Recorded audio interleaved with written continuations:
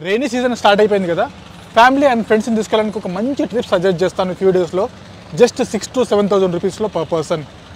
వీడియోలన్నీ డీటెయిల్గా చూస్తుండండి, ఎండ్ వరకు మీకే అన్నీ అర్థమైపోతూ ఉంటాయి. ఇది వచ్చేసి మనం మహారాష్ట్రలోని మహాబలేశ్వర్కి వెళ్తున్నాము ఫ్యూ డేస్కి. హైదరాబాద్ డెక్కన్ అంటే నాంపల్లి రైల్వే స్టేషన్ నుంచి నాకు మహారాష్ట్రలోని పూణేకి ఉంది ట్రైన్. నైట్ 10:30కి, నెక్స్ట్ డే 9కి పూణే రీచ్ అయిపోతాను. ఇది నేను తత్కాల్ ప్రీమియం తత్కాల్లో చేసుకున్నాను కాబట్టి 485 రూపీస్ పడింది. మీరు నార్మల్గా చేసుకుంటే తక్కువ పడవచ్చు. పూణే రీచ్ అయిన తర్వాత మనం జర్నీ అలా కంటిన్యూ చేద్దాం, ఓకేనా? పర్నికి వెళ్దాం. ఆల్రెడీ ఇక్కడ కూడా వర్షం స్టార్ట్ అయిపోయింది. రైల్వే స్టేషన్లో కరెక్ట్ ఎంటర్ అవ్వడం, వర్షం స్టార్ట్ అవ్వడం.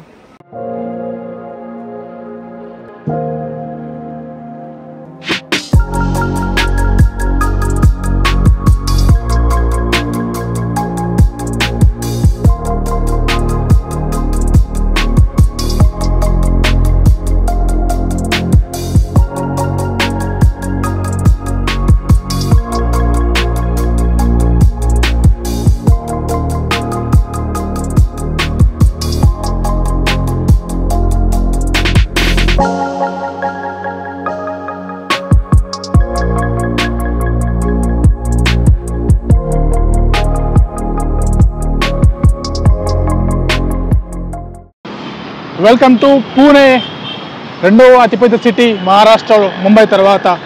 ఇది పూణే రావడం కూడా సెకండ్ టైం. లాస్ట్ టైం గుర్తు ఉంటుంది మీకు, 6 years బ్యాక్ పూణే వచ్చేసి ట్రైన్లో బైక్ రెంట్కి తీసుకొని అక్కడి నుంచి లోనావాలా వెళ్ళాను. సూపర్ ఉండే ఆ ట్రిప్ అది. ఇప్పుడు కూడా సేమ్ ప్యాటర్న్. పూణే రైల్వే స్టేషన్లో దిగిన తర్వాత బ్యాక్ సైడ్ ఎటువైపు అయితే మెట్రో ఉంటుందో అటువైపు దిగేసి కొంచెం నడిస్తే బైక్ రెంటల్స్ ఉంటాయి. బైక్ రెంట్ తీసుకొని మనం వెళ్దాం మహాబలేశ్వర్ వైపు. 123 kilometers, 3 నుంచి 4 hours జర్నీ పడుతుంది. బస్సెస్ కూడా ఉన్నాయి, బట్ అక్కడ మహాబలేశ్వర్లో తిరగడానికి బైక్ రెంటల్ లాంటివి ఏమి ఉండవు. సో ఒక్కనే ఉన్నాను, మళ్ళీ క్యాబ్ తీసుకొని అక్కడ లోకల్ తిరగాలంటే ఇబ్బంది అయిపోతుంది. సో ఇక్కడ నుంచి బైక్ తీసుకొని మనం అటు వెళ్దాం. ఇంకా బస్సెస్ చాలానే ఉన్నాయి. గవర్నమెంట్ బస్ అయితే 250 రూపాయల నుంచి 300 రూపాయలు, ప్రైవేట్ అయితే 600 రూపీస్ అలా ఉంటాయి. అనే లింక్ డిస్క్రిప్షన్లో ఉంటాయి. ఇంకా బైక్ తీసుకొని మహాబలేశ్వర్ వైపు చలో. ఇంకొచ్చేసాను నా బైక్ తీసుకోవడానికి. ఇది వచ్చేసి మీరు నెంబర్ ఆఫ్ డేస్ ఎన్ని తీసుకుంటున్నారు దాన్ని బట్టి 4 days ఎబో అయితే 550, లేదంటే 600 రూపీస్ 24 hours తీసుకుంటున్నారు. డే లిమిట్ వచ్చేసి 130 kilometers. లొకేషన్ డిస్క్రిప్షన్లో ఇస్తాను చూడండి, రైడర్ రెంటల్స్ అని చెప్పి, ఓకేనా? మనది ఏం లేదు, ఆధార్ కార్డ్ ఒరిజినల్ వాళ్ళ దగ్గర డిపాజిట్ పెట్టుకుంటారు, డ్రైవింగ్ లైసెన్స్ది ఫోటో తీసుకుంటారు. And deposit 1000 rupees. అది మనకి బైక్ రిటర్న్ చేసిన తర్వాత 2 to 3 daysలో ఇస్తా అంటున్నారు, ఓకేనా? అన్నీ తీసుకొని చూసుకోండి ఒకసారి ఎట్లుంది ఏం సంగతి అని చెప్పి. ఇంకా డే వైజ్ లిమిట్ చెప్పాను కదా 130 kilometers. ఒకసారి బయట నుంచి ఎలా ఉంటుందో కూడా బిల్డింగ్ చూపిస్తాను. వచ్చే ముందు కాల్ చేసి వస్తే బెటర్, ఇంకా చాలా ఆప్షన్స్ కూడా ఉన్నాయి, ఓకేనా? పైనకి వెళ్దాం మహాబలేశ్వర్ వైపు. చూడండి బిల్డింగ్ కనిపిస్తుందా, దీంట్లో సెల్లార్లో ఉంటుంది వాళ్ళది. వచ్చే ముందు కాల్ చేస్తే ఇక్కడికి వచ్చి బైక్ పికప్ చేసుకోవచ్చు, రెడీగా ఉంటారు కనుక. నేనైతే డైరెక్ట్ వచ్చాను కాల్ చేసి, ముందుగా అడ్వాన్స్ ఏం పేమెంట్ చేయలేదు. లక్కీలు ఉంది, లేదంటే వేరే ఆప్షన్స్ ఎత్తుక్కోవడమే.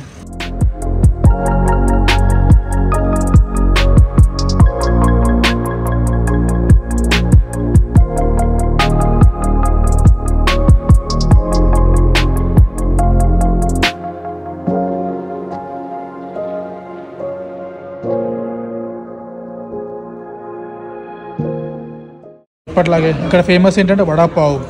తెలిసిందా మనకి ఇక్కడ ఎంత ఫేమస్ ఇది ట్రై చేద్దాం అండ్ చాయ్ తాగుదాం. తాగేసి మన జర్నీ కంటిన్యూ. ఈరోజు వచ్చేసి వర్కింగ్ డే అవ్వడంతోనే ట్రాఫిక్ కొద్దిగా ఎక్కువ ఉంది. పూణే సిటీ కదా, సో ట్రాఫిక్లో నుంచి కొంచెం బయటకు వస్తే కొద్దిగా టైం పట్టింది. బట్ ఆ ట్రాఫిక్లో నుంచి కొద్దిగా అట్లా బయట పడుతున్నామో లేదో అనిపించిందో, ఆ కొండలు, ఆ వ్యూ అండ్ టనల్ భలే అనిపించింది. జర్నీ అంతా కూడా, టనల్ కూడా చాలా పెద్దగా ఉంది. ఇక్కడ టనల్ నుంచి బయటకు రాగానే ఇక్కడ బ్రేక్ఫాస్ట్ కంప్లీట్ చేస్తున్నాను. ఇక్కడ వడాపావ్, మిసైల్ పావ్ ఇలాంటివి దొరుకుతాయి. ఒక వడాపావ్, ఒక చాయ్ తీసుకున్నాను, జస్ట్ 30 రూపీస్. పైన గట్ల మన జర్నీ కంటిన్యూ చేద్దాం ముందుకి. ఇంకొక 100 kilometers ఉంది. ఇంకా వర్షం పడేలా ఉంది. బ్యాగ్ నేను మొత్తం ప్యాకప్. అండ్ బైక్ రిఫండ్ అవుతుందో 1000 రూపీస్ పెట్టుకున్నాడు కదా అడ్వాన్స్ మన దగ్గర. రిఫండ్ 3 days తర్వాత ఎందుకు ఇస్తాడు అంటే, ఇన్ కేస్ మన దగ్గర చలాన్లు పడినా ఏమైనా కూడా ఆన్లైన్లో ఇది రిఫ్లెక్ట్ అవ్వడానికి 2 నుంచి 3 days టైం పడుతుందంట. అది చూసుకున్న తర్వాత ఏమి లేవు అంటే అప్పుడు ఆ అమౌంట్ రిఫండ్ ఇస్తారు అంట. ఇది కొంచెం బైక్ ఇది హెడేక్, ఎందుకంటే వాడు నాకు ఆర్సీ ఇవ్వలేదు. ఎందుకంటే ఫోన్ చేయండి అడిగితే పోలీసు వాళ్ళు అడిగితే ఫ్రెండ్ది అని చెప్పండి, ఆపితే ఆర్సీ నాకు ఫోన్ చేయండి వాట్సాప్ చేస్తాను అంటున్నాడు. అక్కడ రిజిస్టర్డ్ రెంటల్ కాదు ఇది, ఏదో అట్లా మేనేజ్ చేస్తున్నారు. కానీ నాకు తెలిసి వర్షం స్టార్ట్ అయిందంటే మాత్రం ఒక 100 కిలోమీటర్లు ఇంకా వర్షంలోనే.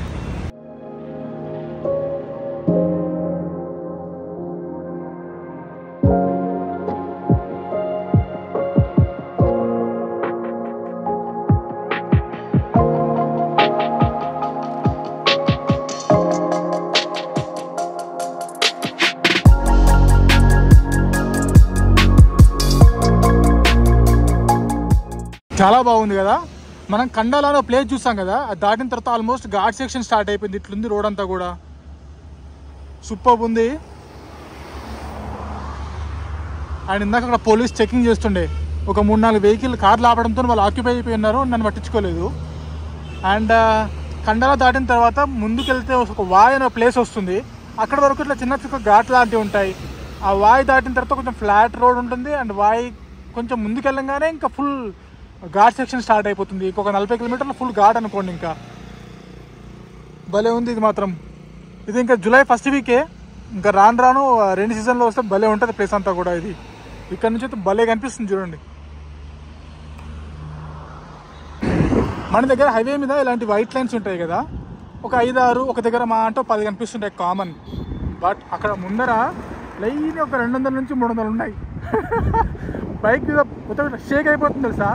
30-40 కిలోమీటర్స్ వచ్చినా కూడా అసలు అయితే లెక్క పెడితే 300 తక్కువ ఉండే అవి. ఆ కార్నర్ నుంచి మొదలు పెడితే ఆ ఎండ్ వరకు. అండ్ ఈ ముందర చూడండి ఇంటర్సెక్షన్ పాయింట్ లాగా ఉంది. ఇక్కడ ఒక పెద్ద సాయిబాబా స్టాచ్యూ ఉంది. ఇంకా ముందుకెళ్తే వాయ్, ఇక్కడ కొంచెం ఫ్లాట్ రోడ్ ఉంది. ఇంకా వాయ్ దాటిన తర్వాత మళ్ళీ ఘాట్ సెక్షన్. ఈ ముందర వాయ్ విలేజ్ ఉంటుంది, దాటిన తర్వాత ఘాట్ సెక్షన్ స్టార్ట్. ఎగ్జాక్ట్గా 29 కిలోమీటర్లు ఉంటుంది. అండ్ ఒకసారి ఈ రోడ్ చూడండి. అండ్ తర్వాత మీకు మౌంటైన్ చూపిస్తాను. రెయిన్ స్టార్టింగ్ ఇప్పుడు మాన్సూన్, కొంచెం వర్షాలు పడితే మాత్రం లష్ గ్రీన్తో చాలా బాగుంటుంది. అండ్ అక్కడ ఆల్రెడీ చూడొచ్చు మీరు, వర్షం పడుతుంది. ఒకసారి గ్రీనరీ చూడండి, మామూలుగా లేదు కదా.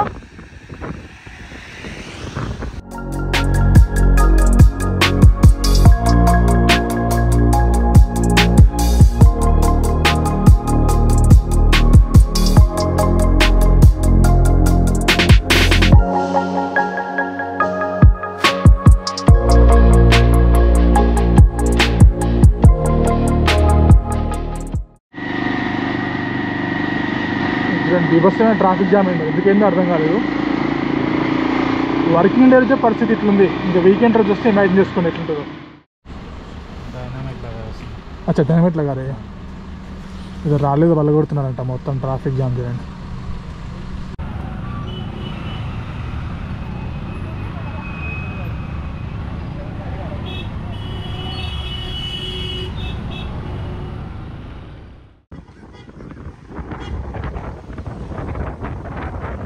ఇల్లండి వెళ్ళే దారిలోనే పంచకని అని వస్తుంది. ఇక్కడ కూడా చూడడానికి ప్లేసులు ఉన్నాయి, బట్ అది మనం తర్వాత చూద్దాంలే. కానీ వావ్, ఈ గ్రీనరీలో ఆ హార్సెస్ చూస్తుంటే భలే ఉంది. అండ్ ఒకసారి ఈ వ్యూ పాయింట్ చూడండి,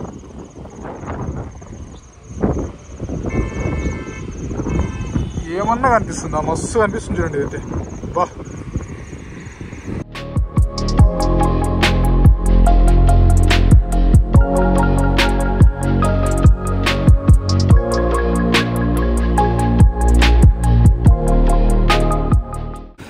నా జర్నీ అట్లా కంటిన్యూ అవుతూనే ఉంది. బట్ ఒక్క స్పాట్ నన్ను మళ్ళీ బండి ఆపేలా చేసింది. Are you ready? Here we go. Water fall కనిపిస్తుందా దూరంలో, బిలార్ వాటర్ ఫాల్ అంట చూడండి. బా, అసలు ఈ వ్యూ అంతా కూడా మామూలుగా లేదు, అదిరిపోయింది ఈ వ్యూ అంతా కూడా. లైట్గా డ్రిజిల్ అవుతూ, అసలు మాన్సూన్లో వస్తే నిజంగా మహారాష్ట్రలో మామూలుగా ఉండవు. లాస్ట్ టైం లోనావాలా కూడా నా మైండ్ బ్లాక్ అయిపోయింది. చాలామంది వెళ్ళి వచ్చారు ఆ వీడియో చూసిన తర్వాత 6 years బ్యాక్. కుదిరితే ఆ ప్లేలిస్ట్ కూడా కింద డిస్క్రిప్షన్లో ఇస్తాను, ఒక లుక్ వేసుకోండి అట్లా.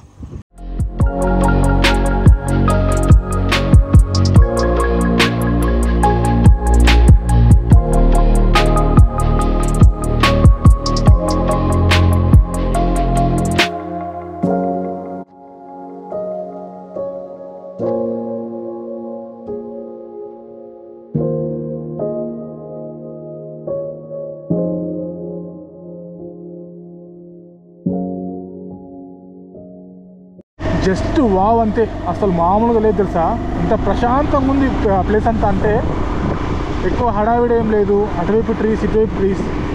ఇందాకే చెప్పినట్టుగా లైట్గా వర్షం పడింది కదా, భలే అనిపిస్తుంది అంతా.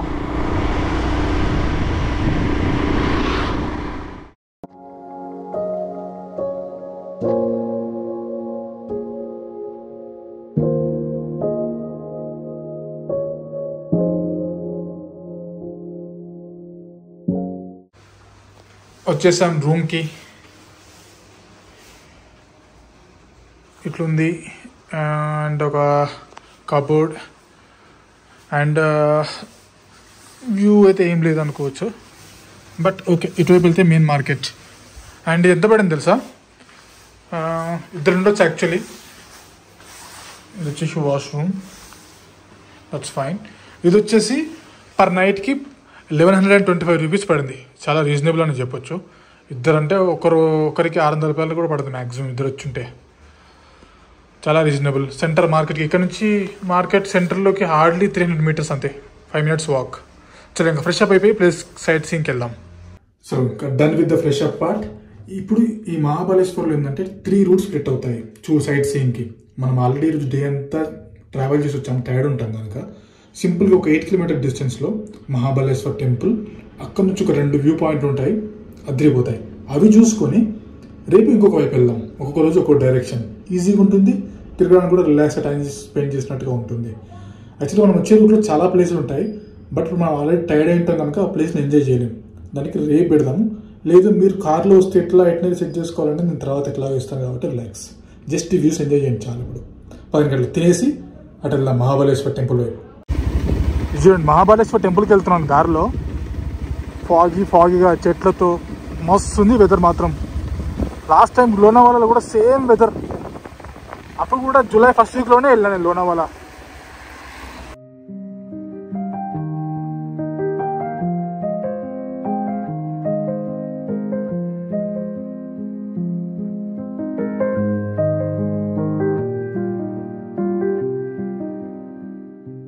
అసలు ముందే కూడా కనిపించట్లేదు.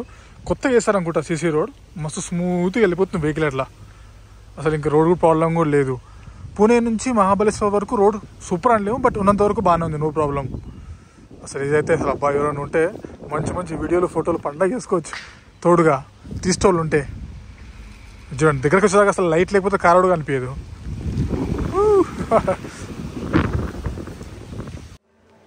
ఇంకా అక్కడ బైక్ పార్కింగ్ పెట్టడానికి ఏం లేదని చెప్పి సెంటర్లో ఏం లేదు. కొంచెం ముందుకు వచ్చిన తర్వాత టెంపుల్ దగ్గర ఇంకా గరం ఏమున్నాయంటే పూరి బాజీ అన్నారు. ఇంకా మాక్సిమం వీళ్ళ దగ్గర ఇవి ఉంటాయి కాబట్టి ఫాస్ట్గా తినేసి అట్లా వెళ్ళిపోదాం. చాయ్ కూడా చెప్పాను, ఆబ్వియస్లీ చాయ్ మిస్ చేసుకోము ఇలాంటి వెదర్లో. ఇది కానిచ్చేసి చాయ్ తాగేసి వెళ్దాం ఇంకా టెంపుల్ వైపు.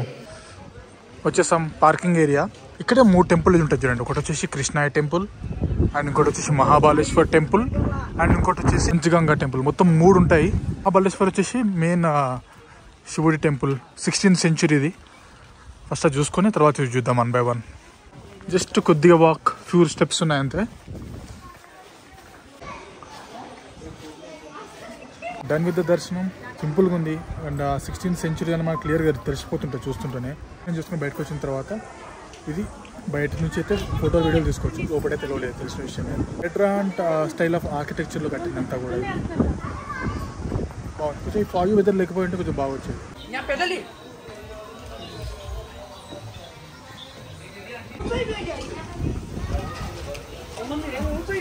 దీని పక్కనే అద్భుకేశ్వర్ మందిరాన్ని కూడా చూడండి.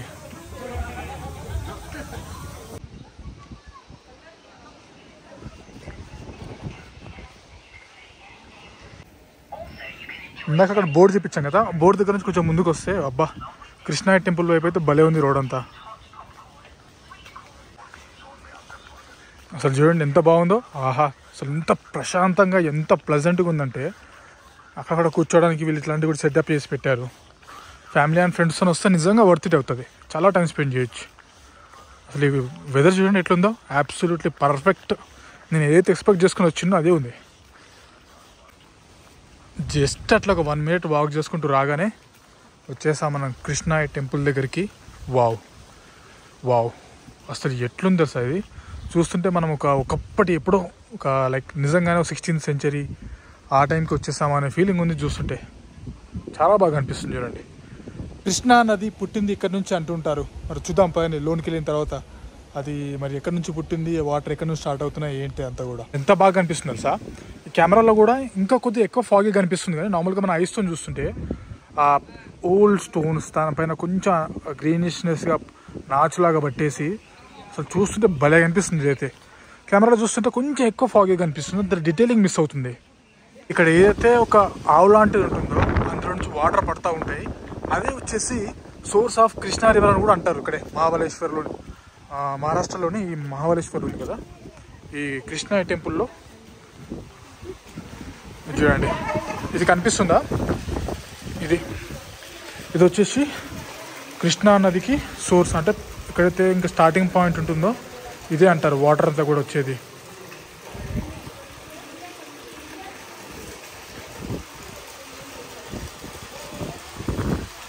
సోర్సెస్ ఎంత ట్రై చేసినా కూడా ఇదే చూపిస్తుంది. అంటే వాయ్ ఏదైతే మహాబలేశ్వర్లోని ఇందాక మనం వచ్చిన దారిలోనే ఉంటుంది వాయ్ అని, అక్కడ నుంచి ఆరిజినేట్ అవుతుంది కృష్ణా రివర్ అంటున్నారు. మేబీ ఆ వాయ్ ఇక్కడ నుంచి కనిపిస్తుందేమో అని చూస్తుంటే ఫాగీ వెదర్గా ఏం కనిపించట్లేదు. కొన్ని చోట్ల చదువుతుంటేనేమో ఆ నది నుంచే సోర్స్ వస్తుంది అన్నట్టు అంటున్నారు. నాకైతే ఏం అర్థం కావట్లేదు. బట్ మొత్తానికైతే మహాబలేశ్వర్లోనే ఈ ఏరియా నుంచే at an altitude of 1300 meters నుంచి అంటే వాటర్ ఇంకా స్టార్ట్ అయ్యేది. కృష్ణా నది ఏదైతే ఉందో మనకి ఇండియాలో 3వ అతిపెద్ద నది. గంగా నది, గోదావరి అండ్ కృష్ణా నది. అండ్ ఇది వచ్చేసి టోటల్గా 1400 kilometers ప్రవహిస్తుంది. మహారాష్ట్రలోని మహాబలేశ్వర్లో స్టార్ట్ అయ్యి తెలంగాణ మీదుగా ఏపీలోకి ఎంటర్ అయిపోయి మచిలీపట్నం దగ్గర బే ఆఫ్ బెంగాల్లో కలిసిపోతుంది. వచ్చేసాం చూడండి, 3వది పంచగంగా టెంపుల్. ఈ ఫాగీ వెదర్లో ఎక్కడుందో అర్థం కావట్లేదు, ఎత్తుకోవాల్సి వస్తుంది అంతా. వచ్చేసాను దర్శనం చేసుకొని. ఇక్కడ ఏంటంటే 5 నదీస్ కలుస్తున్నాయి, 5 నదులు కలుస్తున్నాయి. ఒకటి వచ్చేసి గాయత్రి, సావిత్రి, కొయోనా, వెన్న అండ్ కృష్ణ. 5 నదులు డిఫరెంట్ దాంట్లో నుంచి వచ్చి ఒక చోట కలిసి అవి ఆవుల నుంచి బయటపడుతున్నాయి. ఒక చోట ఒక గుండం లాంటి చోట. అక్కడ ఫోటోగ్రఫీ వీడియోగ్రఫీ ఎల్లో లేదన్నారు కాబట్టి నేను తీయలేదు. బట్ బాగుంది చూడడానికి అంతా కూడా నీట్గా. ఆ 5 నదులు వాటర్ కలిసి బయటకు వస్తుంది. మరి వాటర్ వీళ్ళు ఎటు పంపిస్తున్నారో తెలియదు. ఇంకా ఇది వచ్చేసి 13th century నాటిది, అరౌండ్ 16th century. వాటితో పాటు వీటిని కూడా మేబీ కొంచెం ఏమంటారు శిథిలావస్థకి, మేబీ వేడివేడి దాడుల వల్ల అనుకుంటా కొంచెం పాడవడంతో మళ్ళీ ఛత్రపతి శివాజీ గారు కానీ అంతకుముందు పాలించిన రాజులు కానీ కొంచెం రెనోవేట్ చేయించారట దీన్ని. నుంచి కొంచెం ముందుకి ఒక 5 kilometers ముందుకు వెళ్తే ఎలిఫెంట్స్ పాయింట్ అని వస్తుంది. ఒకవేళ ఫాగ్ క్లియర్ అయిపోతే అక్కడికి వెళ్ళే లోపు అదిరిపోతుంటే అక్కడ నుంచి ఇంకొక 3-4 పాయింట్లు ఉన్నాయి పక్క పక్కనే, 1 by 1 చూసుకుంటూ వెళ్ళొచ్చు. పదండి వెళ్ళాం కట్టు.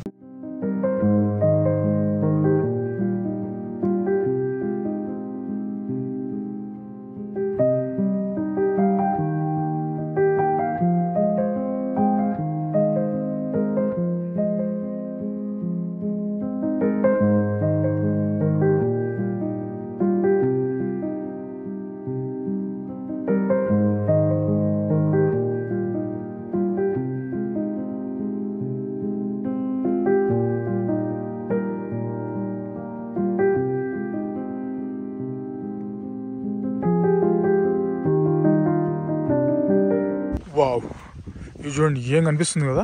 ఎవడన్నా ఉంటే మంచి ఫోటోషూట్ అయిపోతుంది. ఇప్పుడు ఒక విషయం గుర్తుపెట్టుకోండి, మీరు మహాబలేశ్వర్ వైపు రావాలనుకున్నా, లోనావాలా వైపు రావాలనుకున్నా ఎట్టి పరిస్థితుల్లోనూ వీకెండ్ రోజు మాత్రం రావద్దు. సాటర్డే సండే అస్సలు రావాలనుకుంటే మాత్రం మ్యాక్సిమం టైం ఇంకా ట్రాఫిక్లోనే గడిచిపోతుంటుంది. వర్కింగ్ డే రోజు వస్తే కొంచెం ఇంత రష్ ఉండదు, కొంచెం ప్లెజెంట్గా ఎంజాయ్ చేయొచ్చు. ఒక 2 రోజులు అట్లా లీవ్స్ మేనేజ్ చేసుకొని చాలా. అసలు ఆ సౌండ్స్ చూడండి.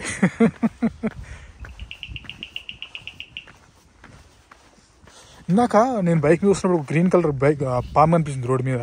అది అసలు ఆపదాం అనుకున్న లోపు అటు వెళ్ళిపోయింది, కానీ మొత్తం గ్రీన్, లిటరలీ ఇది అది ట్రీ లీవ్స్ ఉంటాయి కదా ఆ కలర్లో ఉంది, అంత గ్రీనిష్. తినడానికి ఇట్లా స్నాక్స్ పల్లీలు కానీ కార్న్ కానీ ఇంకా మ్యాగీ లాంటివి అయితే ప్రతి చోట ఉన్నాయి. బట్ రైనీ సీజన్ కాబట్టి కొంచెం చూసుకొని తింటే బెటర్, ఎక్కడ పడితే అక్కడ కాకుండా.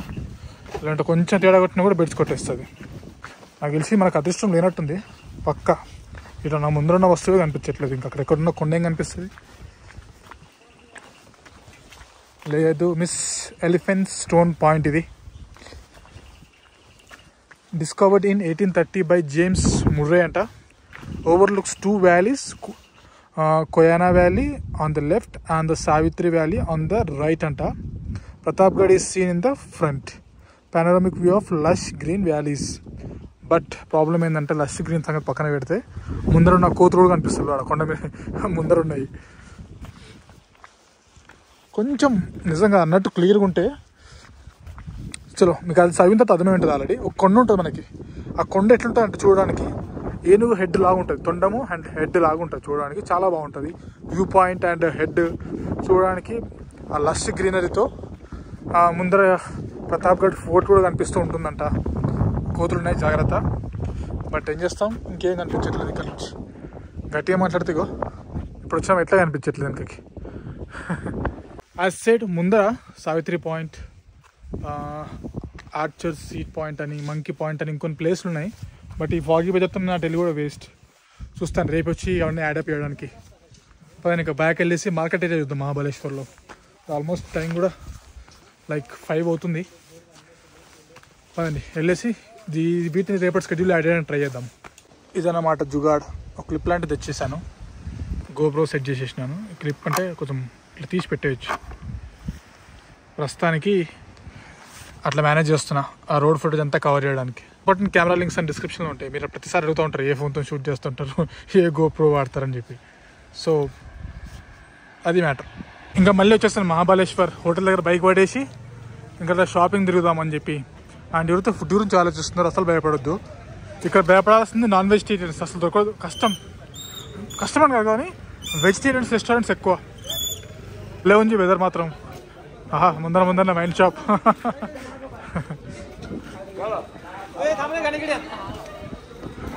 ఈ మ్యాప్రో ఏందో కానీ ఏడు చూసినా ఇదే. అసలు ఆ 30 కిలోమీటర్ల ఘాట్ సెక్షన్లో ఎక్కడ చూసినా ఫ్లెక్సీలు దీనివే, మ్యాప్రో.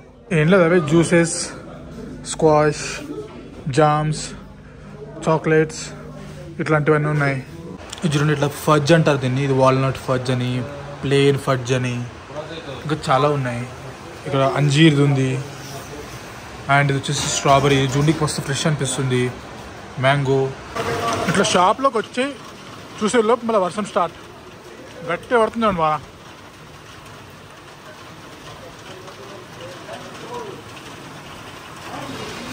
చూడండి, వితిన్ సెకండ్స్ మళ్ళీ వర్షం మాయం, మళ్ళీ ఫాగీ వెదర్. ఇలాంటి చోట్ల భలే ఉంటుంది తెలుసా. అప్పుడే వర్షం, అప్పుడే ఫాగీ వెదర్, మొత్తం చేయవచ్చు. చూడండి, మార్కెట్లోనే బజరంగ్ బల్లితో ఒక గుడి కూడా ఉంది. ఏముంది, ఎక్కడ చూసినా కూడా ఇదే చిన్న shopping items. Chikki fudge, chana అంటే ఏం లేదు, ఆ పల్లీలే. పచ్చి పల్లీలు, కాల్చిన పల్లీలు, పట్టిగా మరిచిన పల్లీలు, ఇంకా అవే. అది ప్లాస్టిక్ చెట్టే బాబు, దాన్ని ఏం నమ్ములుతున్నావు? అది ప్లాస్టిక్ చెట్టుని నమ్మలేస్తుంది.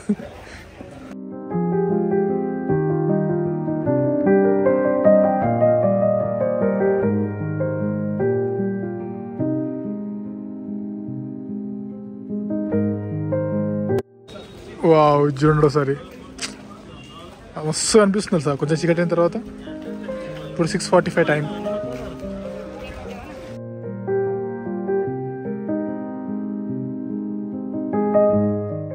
సరికి కొంచెం గరం తినాలనిపించి మనం దోశ ట్రై చేస్తున్నాం ఇక్కడే. అండ్ దాంతోపాటు స్ట్రాబెరీది, ఇక్కడ స్ట్రాబెరీస్ ఫేమస్ కదా, ఇవి ట్రై చేస్తున్నాయి. ఇంకా చూద్దాం ఎట్లుంటుందో. స్ట్రాబెరీ బాంబ్ అంట. చలో ఇంకా బ్యాక్ టు రూమ్. అట్లా తినేసి రూమ్కి వచ్చేసినాను. Long day. ఇంకా నిన్న ఈవినింగ్ స్టార్ట్ అయిపోయి ఈరోజు ఈవినింగ్ వరకు కంటిన్యూస్గా జర్నీ అది ఇది. రేపు కొన్ని ప్లేసులు చూపించబోతాను నేను ఫుల్ డే. ఇంకా ఎర్లీ మార్నింగ్ వెళ్తే నాకు ఆ ఫాగ్ ఉండదని ఎక్స్పెక్టేషన్స్తో కొన్ని ప్లేసులు వెళ్ళేసి అవి చూసుకొని ఈరోజు మిస్ అయిన ప్లేసులు రేపు సాయంత్రానికి నేను యాడ్ చేయగలుగుతానో చూద్దాం. ఓకేనా, ఇంకా ఫ్యూ డేస్ ఇక్కడే ఉంటాను. ఐటనరీ ఏంటి అనేది మీకు అర్థమైపోతుంది. అంటే ఎండ్ ఆఫ్ ది డే మీ రెస్పాన్స్ని బట్టి ఫుల్ టూర్ ప్లాన్ లేదా చేయాలా వద్దని చూద్దాం. ఓకేనా, ఇంపార్టెంట్ లింక్స్ అని డిస్క్రిప్షన్లో ఉంటాయి. ఆ కిలోమీటర్లు 130 కిలోమీటర్ పర్ డే లిమిట్ దాటితే 3 రూపీస్ ఏమో పర్ కిలోమీటర్కి ఛార్జ్ చేస్తా అన్నారు. అదొకటి ఇష్యూ ఉంది. అండ్ డాక్యుమెంట్స్ వాళ్ళ హ్యాండ్కి ఇస్తుంటే బాగుండేది. నాకు తిక్కడిగా ఎవడన్నా పోలీసు ఆపితే మాత్రం బైక్ ఆన్ వదిలేసి వెళ్ళిపోదామని మెంటాలిటీతో తీసుకున్నాను నేను. Let's see. Okay, that's it for today. See you next video. By.